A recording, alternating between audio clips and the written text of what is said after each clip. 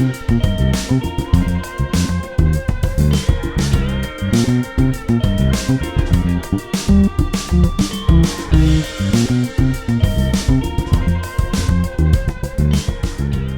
to the Radical Outcomes podcast, where today we'll explore how learning and development solves the challenges of Fortune 500 companies. I'm your host, Katherine Shao. I'm the Vice President of the Sales Enablement Practice at Oxygen EXP, where we imagine and deliver creativity-centered learning experiences for Fortune 500 companies.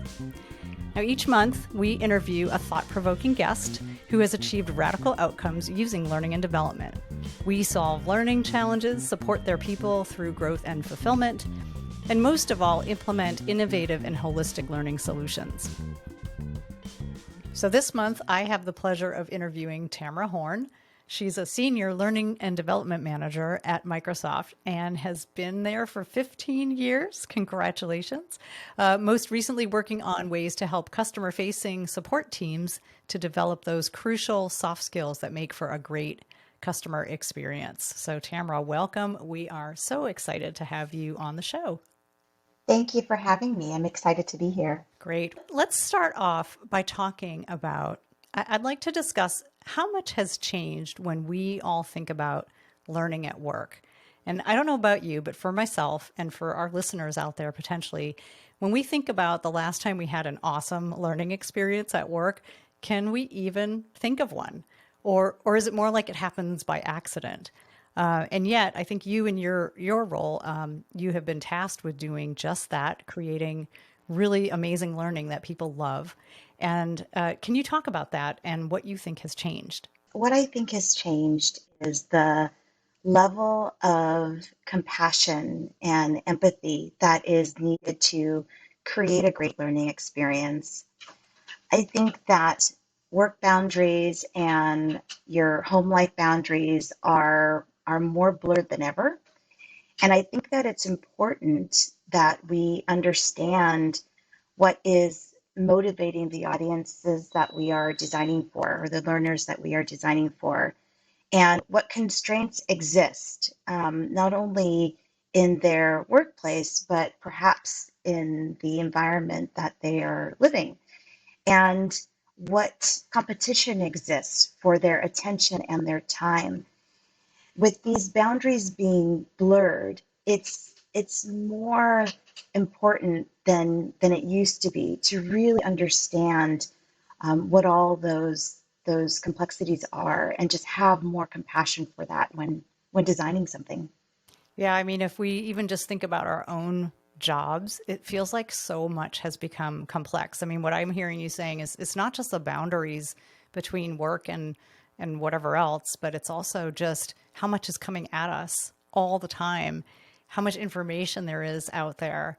And, we used to do a lot of, we would hear a lot about getting the mind share of people, and it's not even really that simple. I mean, even as consumers, we're inundated with so much information. So you can just imagine at work, it's that plus, right? That's right. That's exactly right.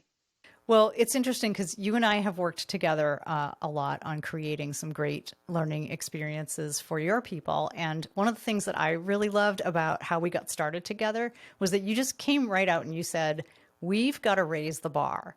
And I would love to hear more about that, making something better. Yes. I mean, it kind of goes back to that compassion, for learning and development practitioners like ourselves. I think that it is pretty standard practice to think about designing any sort of learning product and starting with a deep understanding of what the business needs are, and then design in line with learning, adult learning principles. So that's pretty common. But in addition to that, what I meant by raising the bar was also designing in a way that maximizes the flexibility that people have today, and really takes advantage of the benefits of that flexibility. But additionally, designing in a way that could help reduce any conflict or any friction that might exist between the work and the life blurring of the boundaries, and really try to respect those boundaries while paying special consideration around not having enough time, because we never have enough time, but allowing for people to experience and take advantage of the benefits of the flexibility that people now have in their lives. Many people have in their lives.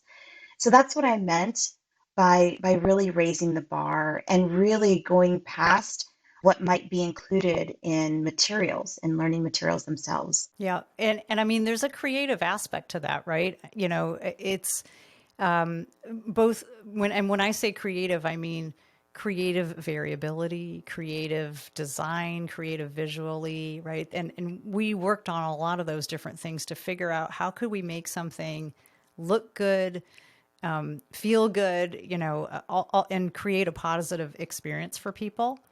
But can you say a little bit about, you know, what role did the creative aspects play in some of the work that you've been doing? Absolutely. So when I talk about flexibility, it's around that creativity too. It's around making sure that we provided a bunch of different opportunities for people to receive the messages that we were trying to put out there. And it includes having things be accessible for everyone, and being mindful of the word choices that we had, and being very particular to make sure that we kept the main thing and not try to bring in too many different ideas. And then being creative with the materials themselves, making sure that we had visual interests, making sure that we had a way for people to more easily tie it in to something that they might be able to leverage for their personal lives.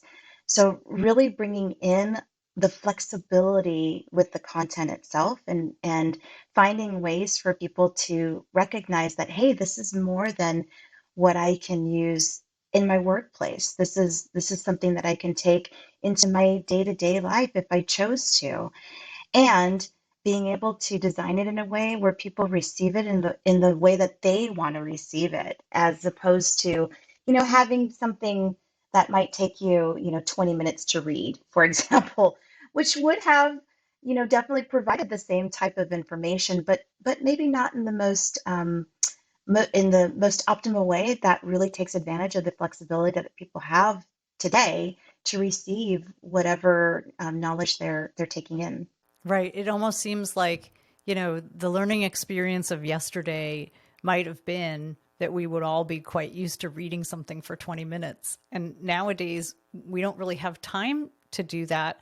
And we need to figure out ways to kind of break up the learning experience into things that are more consumable. And, you know, or how often have we been through that experience of having to watch like a really long video, and how that doesn't really keep our attention, right? So it sounds like you were really exploring ways to sequence things, to have spacing in between things that were repeated, things of that nature. That's exactly right. That's super cool. You know, it's kind of funny because I think it's one thing for people to say, oh, we want something that's world class. And yet it really often seems like such a black box, like what that actually is, right? You'll have people asking, usually it's the people who are paying the bills, right? We want something world class, but like what actually makes for some of those great learning experiences? And you've touched on some, the creative, the flexibility. But what else? Like, can you say a little bit more about like, you know, potentially what happens when somebody just sort of lands on the page that has to happen, or navigation, or what they're presented with? Absolutely. No, you're touching on in an area that is becoming a bit more of a passion for me. I do think that there is a greater need to focus on how information is presented, and to consider the path that someone takes in order for them to get to whatever learning they're trying to get to, and to consider the experience before the intended information itself. So, what do I mean by that? So, I think that sometimes there's a lot of difficulty in being able to reach content. And it's sort of like setting somebody up in such a way where by the time they get to this really good thing, to their yummy dessert, they're already feeling a little bit in a way that's maybe less than positive. And so I personally think about it like this, and it's going to sound a little silly, but this is how I think about it myself. I really, really love movies. I love theater. I love documentaries. I love all those things. And and I like to see them on big screens. That's my jam. That's what I like. But if I had to, travel to a place that's maybe many miles away and I wasn't allowed to take my vehicle, so I had to get there some other way. And I had to travel on a particular day that was really hot outside, really scorching. And when I arrived to the theater, I had to be in a room that had maybe no air conditioning and no place to sit. So my experience of arriving to this amazing movie, whatever it is, documentary, theater, whatever it is, my experience to get to this amazing place was so difficult and made me personally feel so uncomfortable and put me, left a bad taste in my mouth just to get there, that once you show me this amazing film, I'm already in a bad position. I'm already not in the right place to receive something amazing. So no matter how amazing that movie is, how thought-provoking that documentary is, I wasn't able to receive it because my journey to getting there was so hard and maybe so unpleasurable that I just couldn't receive it. So instead, I just sort of become passive in the way that it's coming through to me. Or, if this is something that was really bad, I just leave. I don't even bother to finish. So I think that's what it's for me, is that I think that, you know, a great learning experience doesn't start with the content. It starts at the moment that somebody starts their journey to that experience. And that's what world class is for me. I love that analogy. I think that is so adept because it's so easy to just get focused on the content. And a lot of people will go there and they'll say, it's about these skills that we're teaching. And if we just create stuff around that, then everybody will show up. And, what you're saying is actually, no, we have to help them even show up because of this complexity that we're dealing with in terms of all the things that are happening at work. Bring them in, help them get there, make it great for them every step of the way is what I'm hearing. That's right. That's so That's cool. right. And I think really determining that learning experience isn't just the content, but there's this kind of stuff that orbits around it is definitely what I would call a more modern way to look at learning. I think the classic way or the classical way is, you show up in your class and you do what you're supposed to do, and then you leave and you go do your other things and you go do your homework. And it's not like that anymore, for sure. It's interesting because I was just reading this LinkedIn report. They do a really wonderful sort of workplace learning type of report every year. And one of the things they talked about was just how much the skills of leadership and upskilling in general is topping the to-do list of learning and development. It's something like 72% of L&D programs now are focused on skills development. And a subset of that is looking at digital upskilling. And is this different from what you've seen in the past in your experience? Yes, it is a bit different. I mean, so over the last 25 years that I've been um, in this sector, the learning and development area, I I remember that in the beginning, we were really kind of following that classroom model. We really you had a topic, you stuck with your topic, and things weren't changing all that much. There wasn't rapid changes, every time you turn the corner. And so you really could stick with those those tried and true kind of um, learning programs that you had in place with the topics that you had in place for quite some time. And what I have seen change a lot, which is kind of along the lines of leadership and along the lines of skill development, is the need to bring in adaptability and concepts around adaptability into all of the learning programs that are produced. And so what I mean by that is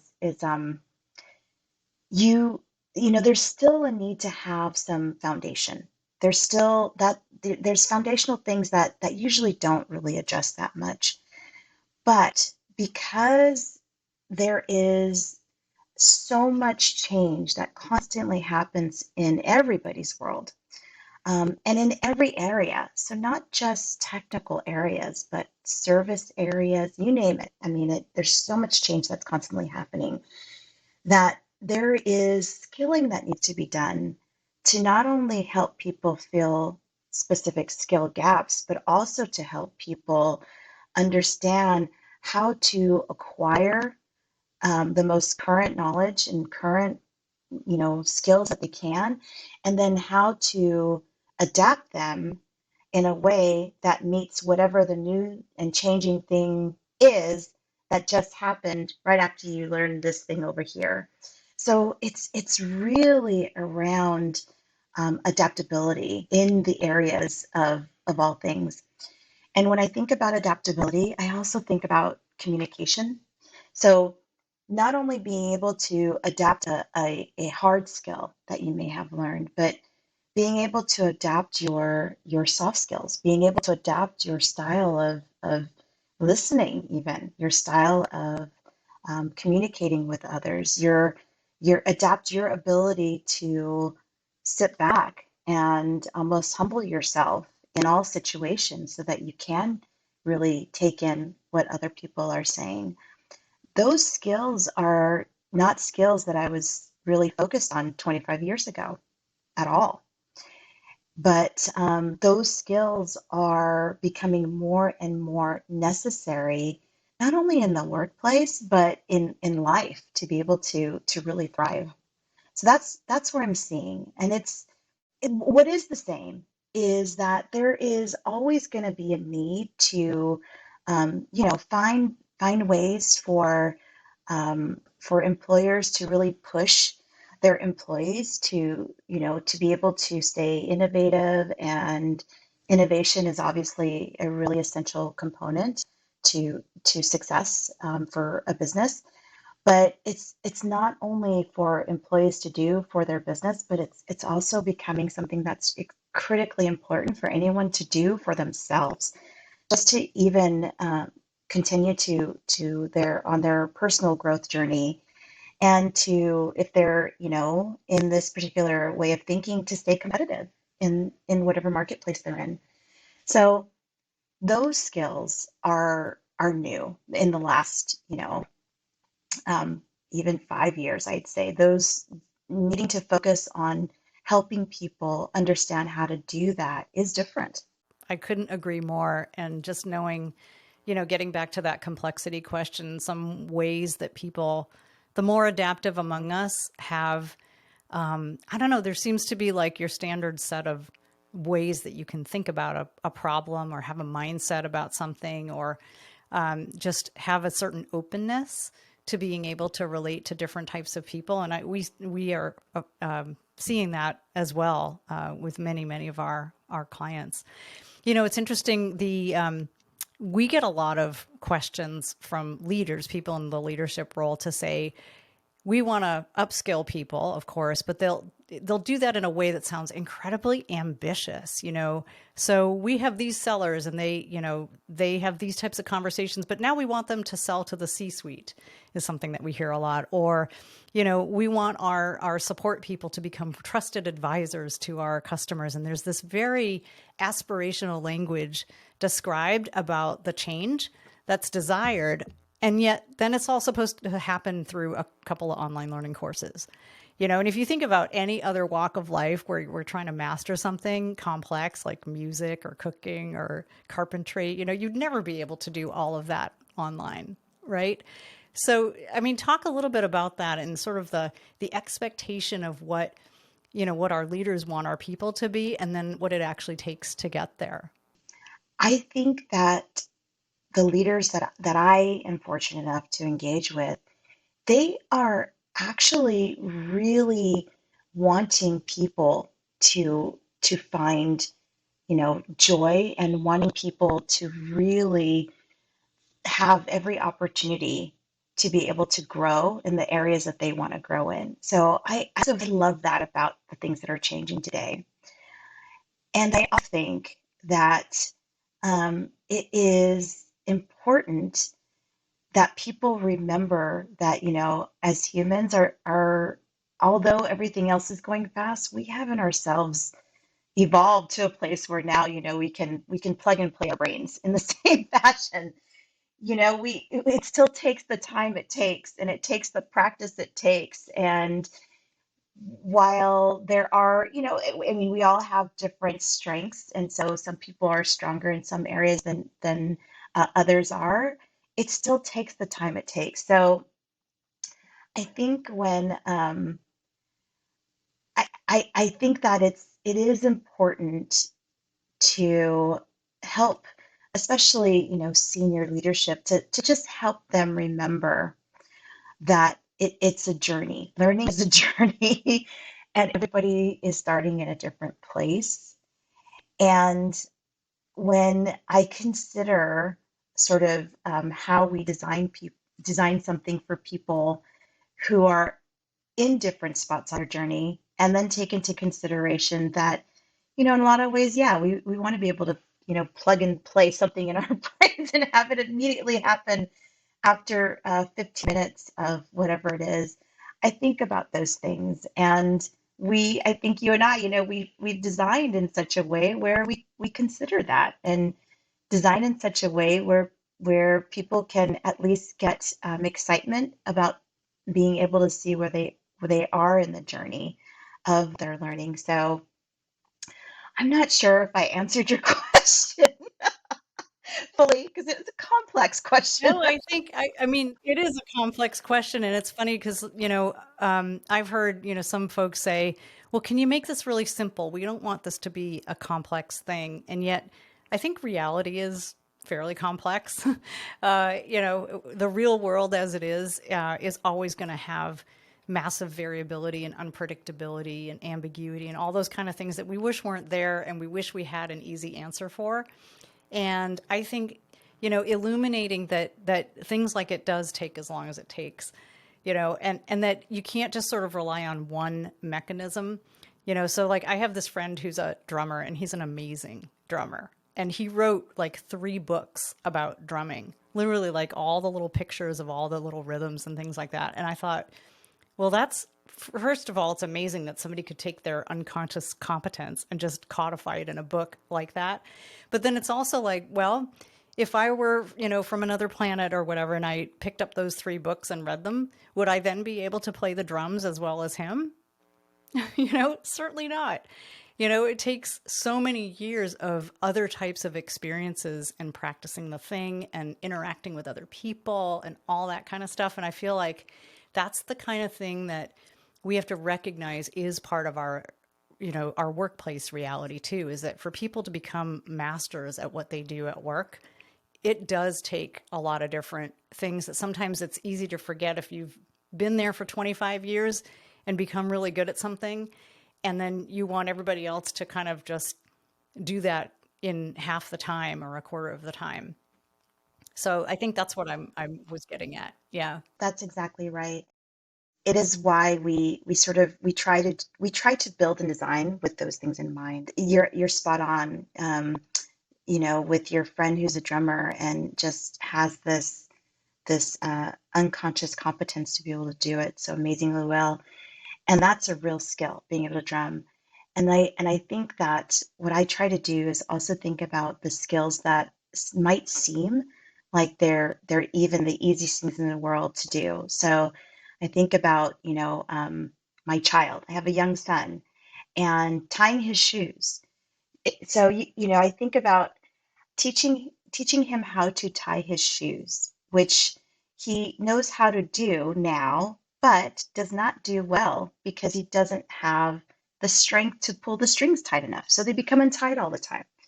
And how it's going to take some time before he's able to tie his shoes in such a way where those strings don't become untied. And that simple act of tying your shoe is going to take him a couple years to master because he's a small kid, right?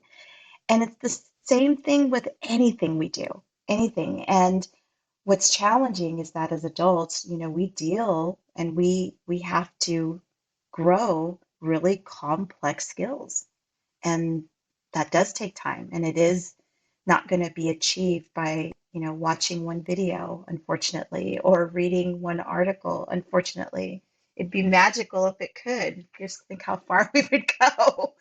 Oh my gosh. It's But kind of scary to think actually when you think about that. Yeah, and what's interesting too about the workplace is just the scale of the requirement, right? If you have a sales force of 2,000 people, or if you have a support group of 10,000 people, or whatever that number is, that's a staggeringly large number of people to shift their thinking, their skills, their competencies when every single person literally is different. And it would be interesting to talk a little bit about the idea of like, how do you replicate something without making it boring, or irrelevant to all those different types of people? what you have to do is you have to find a way to make it personal. So, what's really important, and this is where, you know, learning and development really has the opportunity to be extremely creative. There is a way to build in and use language and use visuals and use, sound in such a way that will help each individual person hook on to their own experience and then still be able to take away the intended message. That's what's really important. And it has to be, I think that, we have to we have to be okay with letting people get to a particular place on their own, as long as they all get to the place we're trying to get them to. And that's how you do it. I mean, I think I used my example of the movie, and I talked about in that example, being told to go one way to get to this theater. But if the goal is to get to the theater, then and somebody needs to take an hour, and somebody needs to take 5 minutes, and somebody needs to, go by bicycle or skateboard versus car, what have you.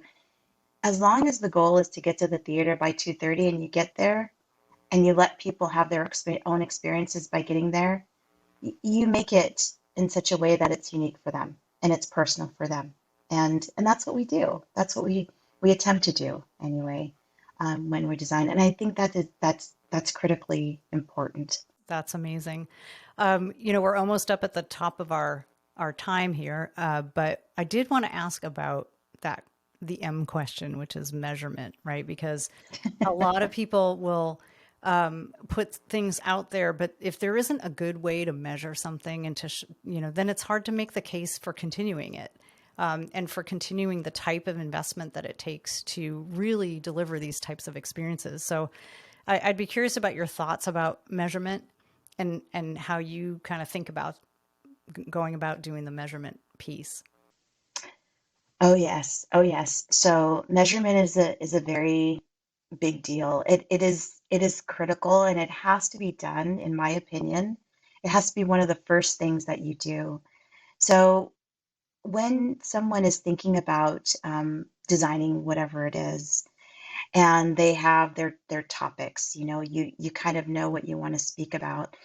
That's fantastic. And you also, in addition to that, before you even start really writing anything or creating anything, you really need to figure out, how are you going to know that what you are producing has met the mark? How are you going to know for sure that when somebody experiences whatever learning product you produce, at the end of it, what they do afterwards is meeting whatever goal you're attempting to meet? If you have not defined those goals ahead of time, then you're taking a big risk, not only with having a product that ends up not meeting the mark, but disappointing your audience. And if you disappoint them too many times, then they start to perhaps lose a little bit of faith in whatever the next new learning product is. So it is extremely important to figure out what is the true intent of this learning product, and make sure that you know how to gather the data to show that it's having the intended impact, and make sure that you also have a way to recognize if it's not, so that you can course correct where needed. It's one of the first things that I think should be done. I think that's brilliant. And it's probably its own episode, I would think, because, how you have to think about granularity and, making sure that the thing that you want to measure can be measured and can be demonstrated. And it takes some work to get there and define those things and get everyone in agreement that that's what you're going to measure. So we might do some more later on that topic. But for now, I want to say this has been such a great conversation. I wish we could go on for longer. In any case, Tamara, thank you so much for joining our conversation today. Thank you for having me. It's so fun to always talk with you, Katherine. Awesome. All right. For our listeners, you can connect with Tamara Horn on LinkedIn. We'll put the links in the episode description so you have that. And next month, Radical Outcomes will be back with another thought-provoking conversation on how learning and development solves problems and improves the workplace. So subscribe on Spotify, Apple, and Google Podcasts. And if you enjoyed this episode, please share it with someone awesome in your life. We'd love to continue this conversation with you as well. You can follow me on LinkedIn, Katherine Shao, or find Oxygen EXP on LinkedIn or Twitter at Oxygen EXP. Thanks, everybody, and have a great day.